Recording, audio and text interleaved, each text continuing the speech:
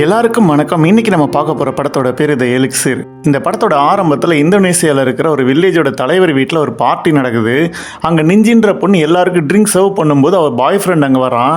அவகிட்ட love propose பண்றேன்னு சொல்லி பண்ணவே மாட்டேங்கிறான். அப்புறம் அவனுக்கு ஒரு கால் வர ஒரு வேலை வந்துருச்சு அப்படின்னு சொல்லி அங்கிருந்து கிளம்புறான். அப்ப அந்த நேரம் பார்த்து அங்க ஒரு கார் வந்து அந்த பார்ட்டியில நிக்கிற இன்னொரு கார் மேல இடிக்க அங்க இருக்கிற தலைவர் அந்த டிரைவர் கிட்ட போய் திட்ட ஆரம்பிக்கிறாரு. உடனே அந்த காருக்குள்ள இருந்த டிரைவர் டக்குன்னு தலைவர் மேல பாஞ்சவரை கடிக்கிறான். பார்த்தா அவன் ஒரு ஜாம்பியா இருக்கான். எல்லாரும் அதை பார்த்து தெரிச்சு ஓடுறாங்க.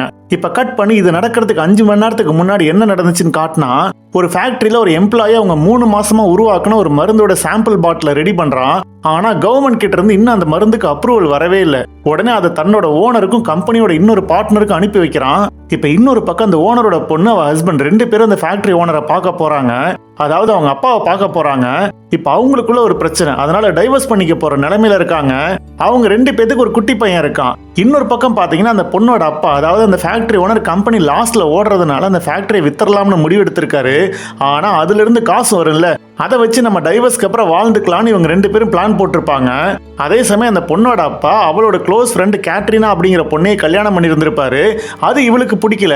தன்னோட பையனை எக்காரணத்தை கொண்டு அந்த கேட்ரினா கூட பழக விடக்கூடாதுன்னு நினைக்கிறா. இப்ப எல்லாரும் அங்க போறாங்க.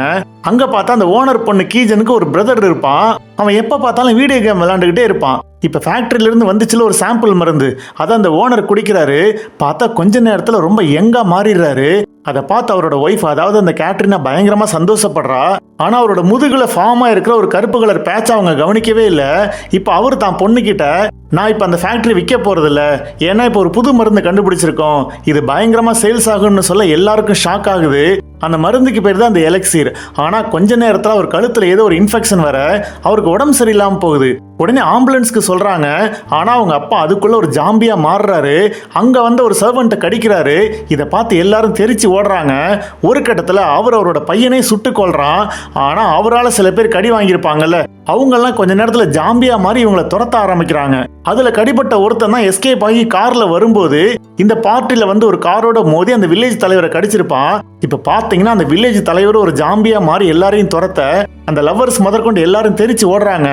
இப்ப ஒருத்தருக்கு ஒருத்தர் கடிப்பட்டவங்களாம் ஜாம்பியா மாற எல்லாரும் போலீஸ் ஸ்டேஷனுக்கு போறாங்க.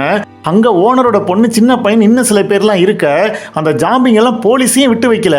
இப்ப அந்த போலீஸும் சேர்ந்து ஒருத்தர் மாத்தி ஒருத்தர் அந்த ஜாம்பிங்க கிட்ட கடி வாங்கி அவங்களும் ஜாம்பியா மாற கடைசியில பாத்தீங்கன்னா ஓனரோட யங் ஒய்ஃப் கேத்ரினாவும் அந்த சின்ன பையன் மட்டும்தான் தப்பிக்கிறாங்க.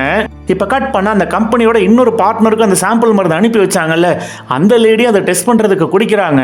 உடனே அவங்க ஹஸ்பண்ட் அதை பார்த்து ரொம்ப சந்தோஷப்படுறாரு. அப்படிங்கிற மாதிரி இந்த படத்தை முடிக்கிறாங்க. இதுக்கப்புறம் என்ன நடக்க போகுது அப்படிங்கிறது நம்ம எல்லாத்துக்கும் தெரியும் தானே. இந்த வீடியோ உங்களுக்கு பிடிச்சிருந்துச்சுன்னா லைக் பண்ணுங்க, உங்க கருத்துக்களை கமெண்ட்ல போடுங்க. இன்னும் இதே மாதிரி வீடியோ பார்க்கணும்னு அந்த சேனலுக்கு சப்ஸ்கிரைப் பண்ணுங்க. மீண்டும் ஒரு வித்தியாசமான கதையுடன் உங்களை சந்திக்கும் வரை உங்களிடமிருந்து விடைபெறுகிறேன். நன்றி, வணக்கம்.